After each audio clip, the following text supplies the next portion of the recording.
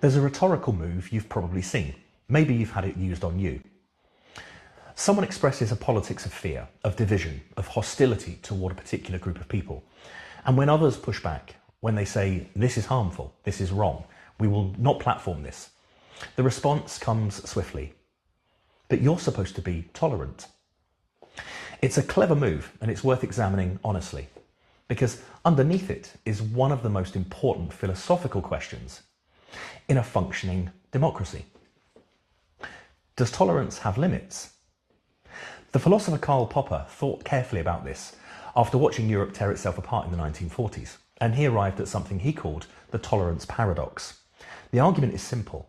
A society that extends unlimited tolerance, even to those who would use that tolerance to destroy it, will eventually lose its tolerance altogether. Not because tolerance failed, but because it was weaponized by those who never intended to extend it in return. His conclusion was equally simple. Tolerance is not obligated to tolerate the destruction of tolerance itself. That's not a political position, that's a logical one. Now, let's look at what's actually happening when someone uses the "but you're supposed to be tolerant" argument against people objecting to a politics of hate.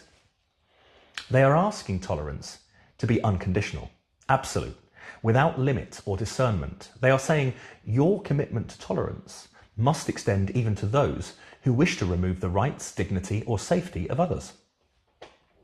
And here's what that actually is.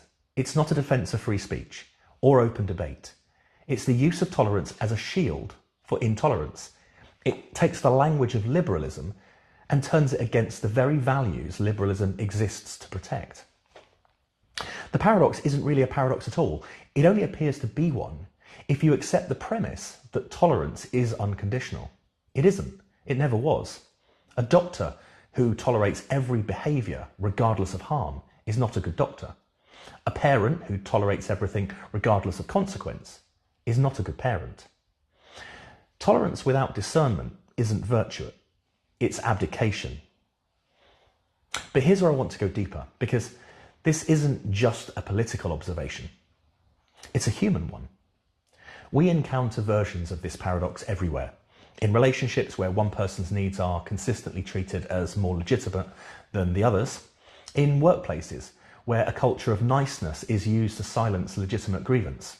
In families where keeping the peace is prioritised over telling the truth. In every case, the dynamic is the same.